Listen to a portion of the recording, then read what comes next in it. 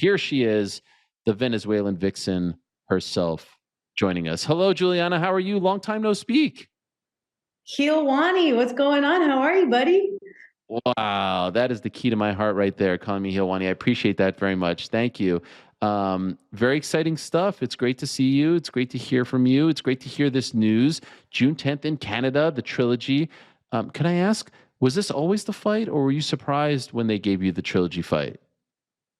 Uh, no, this has always been the fight. This has always been the fight that I have wanted. There's no surprise on my end. I said that I was going to fight her. I said it was going to be a trilogy fight, and that was the only fight that makes sense. It's the only fight that does make sense. Okay, the reason I ask you this is because she said in an interview after it was announced that she thought it was going to be Irene Aldana next for her. And there were some reports like a few months ago that it was going to happen. So that's why I was wondering if you were hearing otherwise. So I don't know if you remember this, but back then she was always telling me that I was unworthy of fighting her and that I had to go fight and win one more and win one more in order to fight her. And so she tried to do that same thing in this case.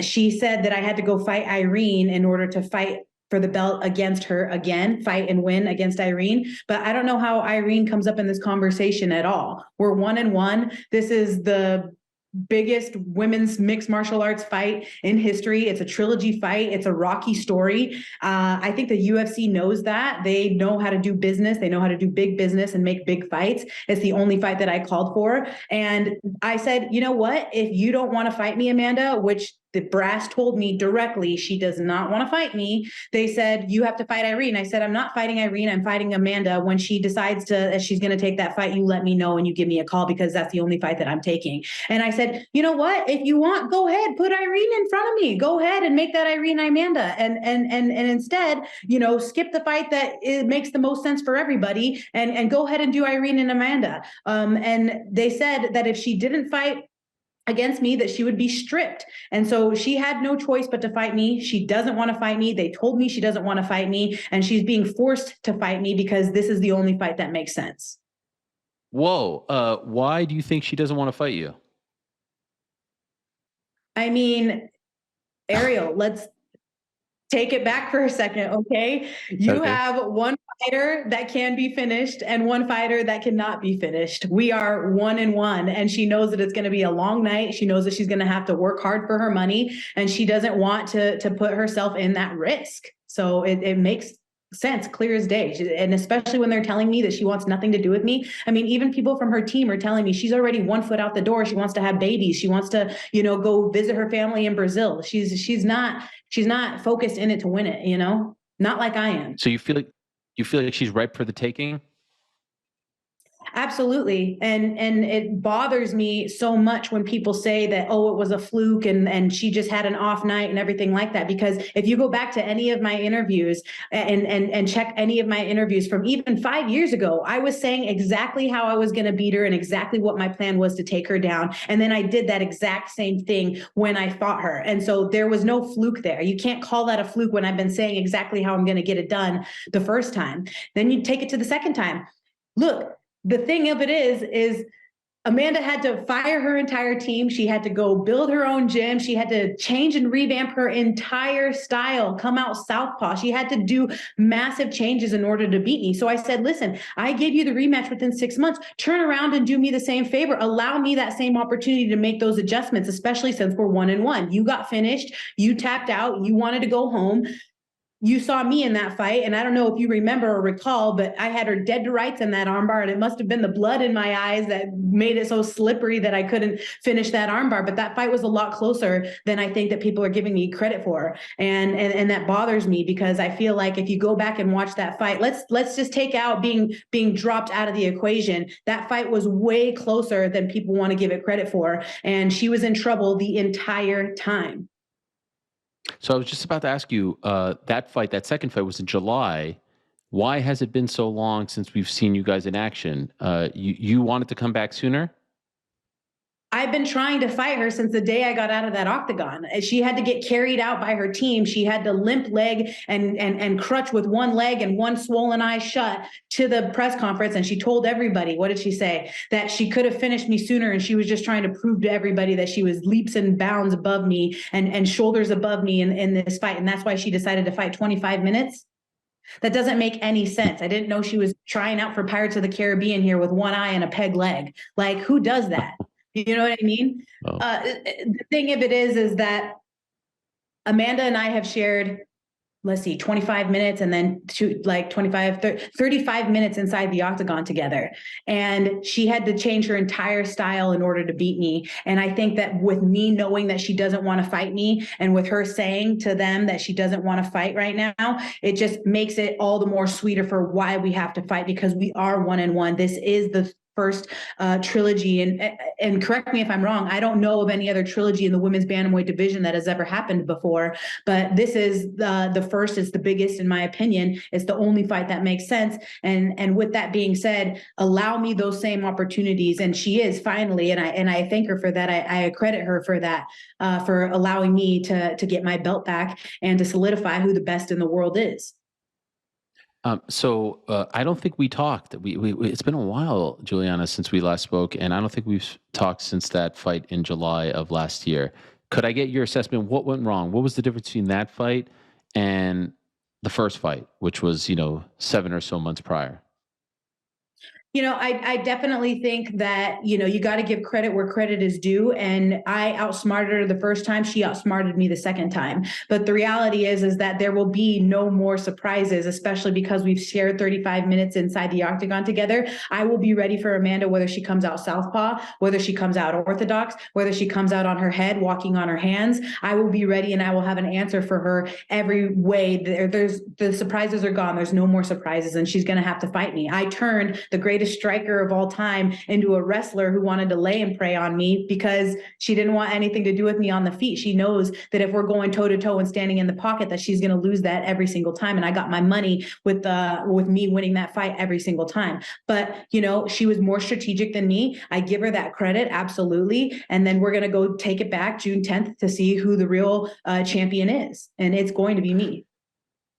How difficult was that? Because you have the moment, you slay the dragon, you're on top of the world, and then 7 months later, the belt was taken away from you, and now you've had to sit on it for almost a year, right? Because by the time this fight happens, it'll be 11 months or so, maybe a little 10 and a half months since the second fight. So how difficult, especially in the aftermath, champion and then no longer with the belt?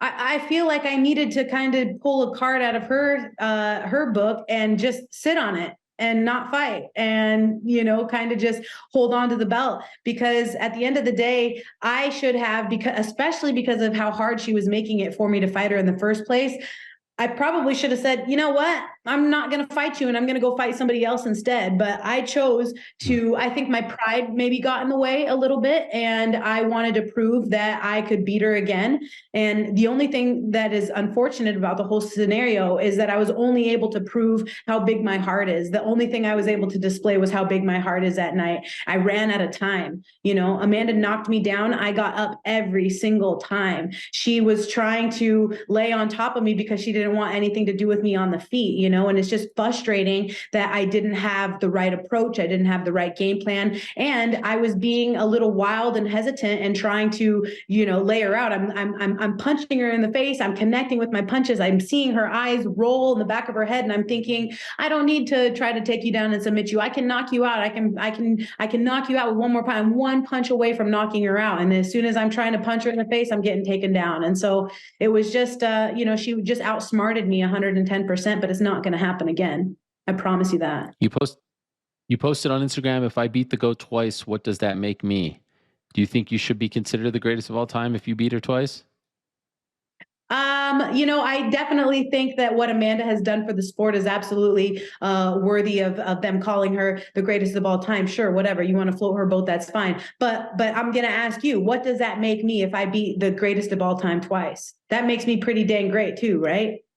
Yes, I mean, I think you're great already. But yes, that makes you the person who beat the greatest of all time twice. By the way, I've never fully subscribed to that. I've never fully subscribed to her being the GOAT. Am I wrong for that? No, you're not wrong for that because she got beat by Kat Zingano. You know what I mean? She got beat by me. The greatest of all time doesn't, tap the mat and say, I want no more of this and I want to get out of here and get me out of here. That's not what the greatest of all time does. The greatest of all time goes 25 minutes getting their head split open and stands back up on their feet and says, is that all you got? That's what the greatest of all time does in my opinion. By the way, I know your buddies with Ric Flair. Has he been helping you with the promos? Because the promos are fantastic. Does he give you pointers? Yeah, Ric Flair's great. He's awesome. He's going to be in attendance. Charlotte's going to be there. I got Oh my all of the gosh. stars. All the stars. I got Mike Tyson's coming out there. Ric Flair, Charlotte Flair. I got Ty Domi, a Canadian native. There's going to be all sorts Whoa. of people out there in the fight in attendance, and they're all going to be supporting me. Last time Mike Tyson walked out with me, I don't know if you know that. Did he walk out with you? When, in Dallas? Yeah. Yeah. They didn't show that on the broadcast. Yeah. No, if you look very carefully when I'm walking out into the octagon, Mike Tyson's walking out behind me. Wow, that's wild. Did you talk to him before you walked out? Yeah. Yep. Yeah. No, we're What did friends. he I say? mean, they sponsor me. What do you like? Did he give you any pointers? Did he say anything to you? Any words of wisdom? This is Mike Tyson talking to you before you're going out into a cage fight. Yeah, Mike Tyson's talking to you before you're going out for the biggest fight of your life. No pressure. I was literally like, you guys Yeah. couldn't have told me that he was walking out with me. What are you guys Yeah. doing? Like, I Oh love my you, Mike. gosh. Literally, like you need to stay in the stands this next time because I don't want Yeah. that. I don't want Mike Tyson walking out with me. It's a good story though. But yeah, that is an incredible story. By the way, were you told initially that this was supposed to be in Calgary? Because that's what I was told. It was supposed to be in Calgary, but I'm happy that it got moved to the Pacific Northwest, Vancouver. I used to vacation there in Vancouver. It's 45 minutes across the border from my grandma's house. So as kids, we would always go to Vancouver to visit. And it's great. It's my homecoming. I'm going home and I'm going to go bury a bird. Ooh, I can't say that. I'm going to go bury this girl in my backyard. All right, fair enough. Yeah, I heard it was supposed to be Calgary, and then it got moved because of the NHL stuff. So now they're going to Vancouver. The NHL stuff wasn't a factor there. The Canucks aren't good. And actually, I have a funny story for you, which I could say now. I was at WrestleMania a couple weeks ago, and I walked out, and I saw Rick and your manager there in like the catering area. And Rick comes up to me, and I didn't even know if Rick really knew who I was. Like I've talked to him before, I've interviewed him, but he's met a million people. And one of the first things I swear to God that he mentions to me is Julianna fighting in Calgary. And at the time, none of this was out. And I'm like, oh, really? Julianna fighting? Now your manager is like, no, no, no, no, no, no. That's not a confirmed. And I think he thought that I was gonna like put it on blast or report. I'm like, you could trust me. I'm a part of the crew here. This is all good. But Rick was so excited to share this news for me. I even pitched the idea as first reported by Ric Flair. They didn't go for that. But this I hope proves that I'm a vault that I can keep a secret because I never did anything with it. Yeah, no, Chad Bronstein, he's an amazing man and he's done some amazing things for my career. He manages Mike Tyson, he manages Ric Flair, and they are big, gigantic WWE fans. And so of course, Rick, we always have to tell him, like, Rick, you got to keep your mouth shut. You can't blab the news. You can't tip off the media. But Chad told me that he saw you there. Yes, and I He didn't thinks even he's text better you, friends but with you than I am. And I'm like, Ariel's no, my boy. Dad. Ariel's my that's boy. right. We go way back. By the way, is that some new merch you got there? What is that you're wearing? Yes, this is the Venezuelan Vixen shirt. Got the little side profile, the little Venezuelan Oh kiss. yeah. Yeah, Is that a new some merch. logo, or did you have that last time? It's supposed to be like a Venezuelan Vixen. This is actually the second fight merch. I haven't quite come up with the new design yet, but this was last camp's shirt. Okay, I like it. I like it. By the way, you wrote on Twitter, or I think it was Instagram, excuse me, about your love of snakes and that you felt that you were metaphorically in a snake pit right now. What is going on here? Why, first of all, why do you like snakes so much? And why are you in a snake pit right now? And all these pictures of you with giant snakes, I mean, it's very disturbing stuff.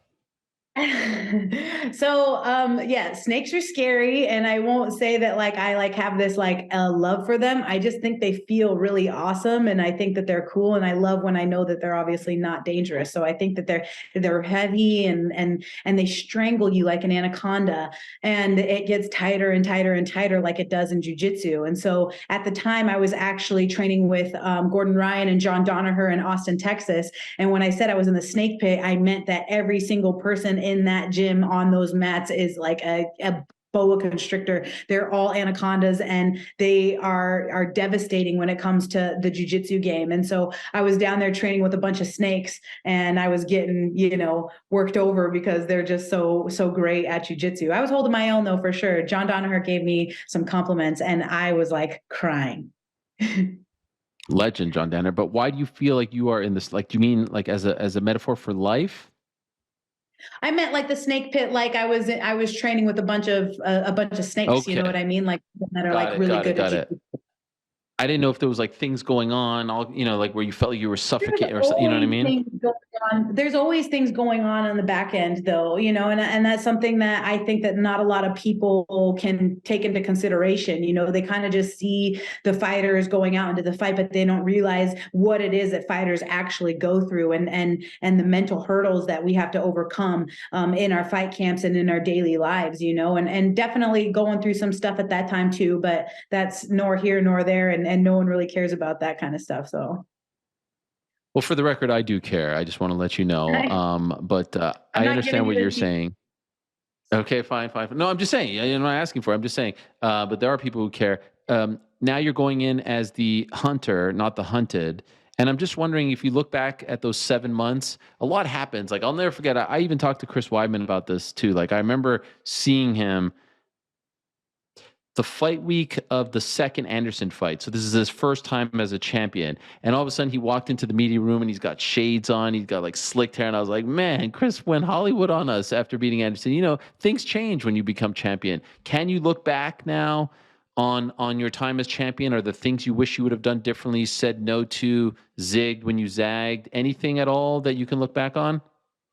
Absolutely. And one of the things that Mike told me when I was talking to him is, Mike, they want me to do this, they want me to do that, they're going to pay me for this, pay me for that. I said, I don't want to do any of that. Like, I just want to, I want to stay and train. And he was like, yeah, I used to be stupid too. And I'm like, what do you mean? And he was like, it's all about making the money, make your money. You know what I mean? And so I, especially because I have, Chad in my ear, just telling me, you got this opportunity, this opportunity, this opportunity, you got to go get your money. And at that point, it's like, yes, I need to make money, but I want to stay and train. If you go back on the one IG post that I have pinned on my Instagram, it is literally just like a plethora of all of these events where I had to go here, here, here, here, here, here. Every weekend I'm gone. Every week I'm flying somewhere. Every time I turn around, I have this appearance where they're going to pay you this, they're going to pay you that. And in one sense, you got to go make your money, and you got to, obviously be able to support yourself and have a roof over your head. But in the other sense, it's like, all I care about is winning. And so it just sucks like how much time it took away from the actual training aspect of the fight. And I wish that I would have spent more time at home and saying maybe no to some of these things, because at the end of the day, money is not the end all be all. Obviously, I know that it's important, and it's easy to say that when you're, sitting on 10 grand or 10 million. But I just think that, and of course I haven't come anywhere close to that. But what I'm saying is that winning the fight to me is more important than any monetary amount that could be given to me. But if you ask somebody like Mike Tyson, he would say that's wrong. Go make your money. And so I feel sometimes always pulled in this sense of like, do I want to make money, or do I want to focus on the fight? Do I want to worry about Instagram, or do I want to worry about the fight? And so it's a hard road, and I've never experienced it before. But when I do it again the second time, I'll definitely have more of my head on straight, and I'll know what to say yes to and what to say no to. So this time around, less stuff leading up to the fight? Yeah, absolutely. I mean, at the end of the day, I have nothing to lose and everything to gain. And at this point, I'm just trying to go out there and be the best version of myself and compete against the best. And that in and of itself is more important to me than getting paid to, go teach a seminar in, Virginia or something like that. Not apples to apples, but when you saw what Izzy did after coming off a loss, Did you take any inspiration from that? Absolutely, absolutely. You know, he had lost to Alex 3 times and was able to get it done. He put the pressure on himself and he was able to get it done the fourth time. And I couldn't have been happier for him. And I thought that it was absolutely inspirational, and it just made me, you know, go to sleep with a big smile on my face. So what do you think happens? How does this play out on June 10th in Vancouver? Like, what are you envisioning right now? Well, you're not going to see somebody who's going to be so eager to cross that threshold. And I'm going to be making that the crossing the threshold a lot more methodical, a lot more, you know, I'm approaching it in a different way. And so you're going to see me getting my hand raised. You're going to see me taking her back and choking her out. And you're going to see, you know, me finishing her again, like I did the first time, like I did when it Oh was for my. all the marbles. Do you think that it's possible you beat her on June 10th? That's it for her? I already told you she's already like they're literally telling me, like her friends are telling me, like people that know her that are close to her in her camp are saying she's already 1 foot out the door. She's ready to be a mother and give birth and have a baby. She's ready to, you know, she doesn't want to fight you, you know, and that's what they're telling me. And so I believe that. I know that that's true, because otherwise it wouldn't have taken a year to make the fight happen to begin with. Mm. Yeah, she's made her money. She's absolutely been a legend in the sport. Go, you know what I mean? Go be a mom, and go do that thing, and leave it to us young bucks who are ready to, you know, be active and fight more often. So you think you beat her and she retires? I mean, what else does she have to prove? Like, she's done it all, right? Like she's literally done it all. The only way that she comes back is to fight me at 145 for that fake belt up a weight class. And I would suggest, I'm offering it on the table, if she would like, that this fight be for the 35 and for the 45 belt. That way I don't have to go beat her at 145 up a weight class after I beat her at 135. Just give Oh me my that gosh, fake all the marbles? 145 belt and retire all into the sunset for all the marbles, Ariel, all of them. What would the weight have to be? Would it be like 140 or something like that to make it a proper? I don't even know what it would be. We can make it a 145, 165, which she walks around at, so she can weight drain me at 135. Whatever weight they want to make it at, I don't care. But I mean, it's time. Retire. Go. This is great. Well, Canada is very happy about this. Finally back. First time since the pandemic. I mean, it's been like 4 years since the last. I believe the last one was December of 2019. So Canada hype. I am hype. Are you guys the main event?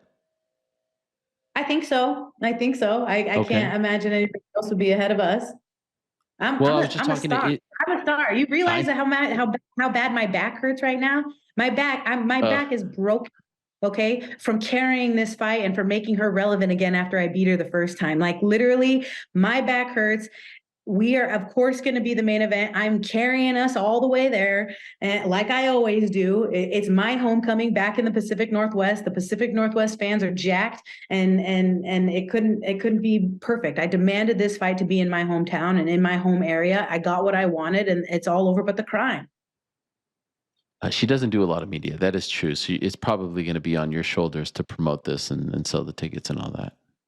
It always is, dude. It always is. It always is. Please, can you tell me that Oh it's my not? god. No, no, I know. Trust me, I know. Tremendous stuff, Juliana. Well done.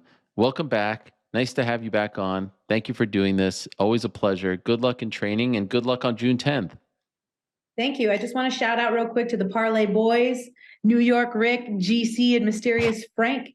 I heard you What? guys are in the Word. red. I heard you guys are in the red. And if you're trying to get in the black, you better put all your money on me. June 10th, Peña Power. It's going to be a national holiday in Canada. Peña Power holiday. It's happening June 10th.